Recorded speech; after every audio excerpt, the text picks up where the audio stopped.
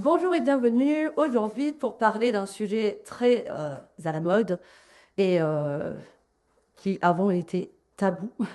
Je vais vous parler du nettoyage d'entités accrochées à un lieu. Donc déjà, il y a des étapes. La première étape est de voir, disons, s'il y a quelque chose effectivement d'effectif dans la maison, dans le lieu.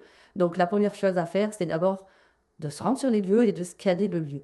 Donc, scanner le lieu, qu'est-ce que ça veut dire pour un médium? Ça veut dire voir déjà s'il repère des défunts, qui seraient tout simplement des défunts qui veulent communiquer, ou s'il repère autre chose, ou rien du tout, s'il ne ressent rien du tout. Une fois qu'il a fait cette analyse-là, le médium, donc à savoir moi, je vais poser des questions aux personnes qui vivent dans les lieux, savoir exactement pour quelles raisons ils m'appellent. Donc généralement, ils vont me dire, on entend tel bruit, on a froid, on a chaud, les appareils ménagers tombent en panne, etc. Donc, première chose en discussion avec ces personnes-là, ça va être d'analyser de la part de rationalité dans ce qu'ils vivent. Donc vraiment, on va commencer par écarter tout ce qui peut être une cause rationnelle, donc une panne électrique, une panne, voilà, on en a déjà parlé dans d'autres vidéos les précédentes. C'est vraiment d'écarter toutes ces possibilités-là. Une fois que vraiment il n'y a pas d'explication pour ces choses-là, ben, celle-ci, on en tient compte. C'est un peu comme si on faisait un listing et qu'on se disait, bon ben ça, ok, on a trouvé la cause, on comprend, on peut l'expliquer, donc on n'en tient pas compte. On va également demander aussi à ces personnes comment ça se passe pour elles la nuit, comment elles dorment, comment elles sont quand elles sont dans la maison, comment elles sont quand elles sont à l'extérieur. Les causes rationnelles, c'est aussi des causes psychologiques. Donc il faut savoir aussi parler avec ces personnes-là pour écarter toute cause psychologique possible liée à plein de choses. Ça peut être un trauma qui soit ancien de l'enfance ou d'il y a 6 mois, 1 an, 2 ans, peu importe. Un trauma, c'est pas forcément quelque chose d'atroce, c'est quelque chose que le corps n'a pas pu supporter et que le cerveau a voulu rejeter. Et le trauma, c'est ça, vraiment. Donc, ça peut être l'attente d'un bébé, ce bébé est mort, et puis on n'arrive plus à en refaire un. Ça peut être un accident de voiture, de train, d'avion, enfin, peu importe, un accident. Ça peut être plein de choses comme ça peut être aussi des traumas plus lourds, hein, comme des viols, des choses plus profondes, qui sont travaillées sûrement en psychologie avec un thérapeute. Mais il faut quand même en tenir compte, c'est pour ça qu'il faut quand même aussi accompagner les occupants de la maison en écoutant s'ils ont vécu des choses comme ça, qui auraient pu raviver un vieux trauma chez eux ou un trauma assez récent dans les mois qui ont précédé ces ennuis dans la maison. C'est obligatoire parce que cela peut impacter et nous faire penser qu'il y a quelque chose d'anormal et de voire de paranormal dans la maison, alors que ce n'est pas forcément le cas. Voilà, donc ça c'est la première étape, c'est vraiment identifier, ça prend du temps, ça ne se fait pas comme ça en 15 minutes, ça prend beaucoup de temps. C'est déjà une première chose. Ensuite, moi, en protection, toujours, sécurité, ça va être qu'une fois sorti de cet entretien-là et de ce scan, je vais demander à ma hiérarchie si je dois prendre en compte ce nettoyage, si je dois agir dans ces lieux. Si on me répond que oui, évidemment que je vais le dire à ces occupants et leur proposer d'effectuer un nettoyage. Si on me dit que non, dans ce cas-là, je vais leur expliquer que je n'ai pas à procéder au nettoyage et que cela sûrement ne va pas rester. Cela veut dire que c'est vraiment pas quelque chose de grave et d'intense au point de faire un nettoyage de ce type-là. Un nettoyage simple à la sauge peut suffire dans ce cas. Et voilà. Et donc là, c'est vraiment l'analyse des lieux, l'identification du problème. Et voilà. La deuxième partie, ça va être que je viens sur les lieux, je demande aux occupants de ne pas être là, de quitter les lieux. Et en fait, ce qui se passe, c'est que je procède au nettoyage avec mon équipe. Mon équipe, à savoir que nous sommes trois, un magnétiseur et un médium clairsentient qui m'accompagnent. Et là, on effectue le nettoyage. Donc le nettoyage, contrairement à ce que peuvent penser les gens, ce ne sont pas juste des rituels bidons qu'on s'invente et qu'on se dit, je vais suivre cette fiche et ce protocole. Alors oui, on va suivre un protocole, ça c'est certain. Ce qui se passe, c'est que moi, je dois attendre, à partir de là, que ma hiérarchie m'envoie le protocole en question. Et ce protocole, on me l'envoie par vision, flash. Généralement, c'est comme ça que ça se passe. Donc, je dois attendre d'avoir le protocole en entier pour pouvoir le mettre en application. Ce n'est pas toujours le même. C'est arrivé que ce soit le même, mais majoritairement, ce n'est pas le même. Donc, se mettent en place des choses qui peuvent paraître absurdes.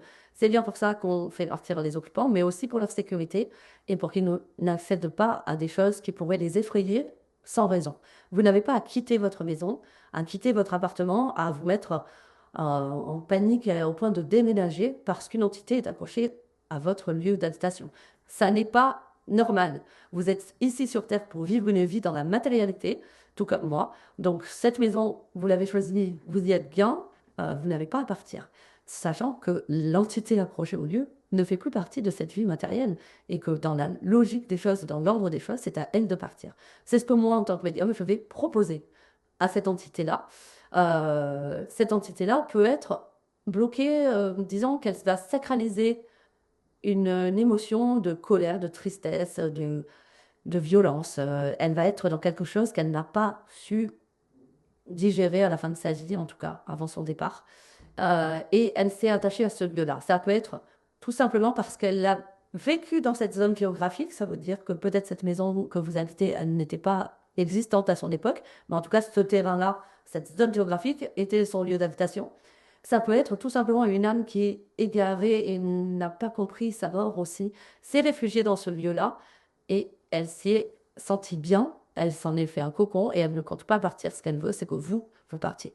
Donc en fait, on n'a pas à céder à ça, on est là pour vivre notre vie et soit on cohabite en toute sérénité, mais bon, soit tout simplement on procède à un nettoyage. Donc pour ça, pourquoi un médium? Parce que le médium va pouvoir établir une communication avec cette entité pour l'aider et lui permettre de se retrouver libre et de vivre sa vie d'âme, de récupérer sa place, justement, et que les choses soient réglées, on va dire, pour faire simple. Donc ça, c'est vraiment la première possibilité. Il en existe pour moi une seconde qui est un peu plus complexe. Donc là, on est dans un cas de figure dans l'entité qui est négative parce qu'elle a sacralisé une émotion négative, tout simplement. Hein. Donc, le médium va gérer, proposer des choses à cette âme pour l'aider. Et ensuite, tout simplement, l'âme accepte ou refuse et se met en place un rituel pour la faire partir, avec ou sans son accord, parce qu'à un moment donné, il faut bien trouver une solution. Et donc là, l'âme, le seul truc que je peux vous dire, c'est qu'elle ne peut pas atteindre une personne qui n'est pas médium, à part en justement la faisant se sentir mal chez elle, mais c'est des émotions, c'est pas des... Voilà, par contre, le médium peut être impacté, donc ça peut être, comme je vous l'ai déjà dit dans des vidéos précédentes, qu'on me tire les cheveux, qu'on me tourne le visage, voilà, qu'on me tire par le bras, ça peut être des choses comme ça. Après, il n'y a pas de raison d'avoir peur, quand on sait ce qu'on fait, tout se passe très bien.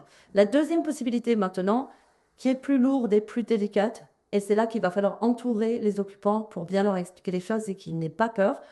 C'est lorsqu'on est face à, disons, des entités de l'ombre. Donc, si vous avez vu ma vidéo précédente sur les différents plans, vous savez de quoi je parle. Donc, ce sont des entités qui, là, par contre, ne sont pas là pour s'amuser. Elles ne veulent pas que vous soyez dans les lieux.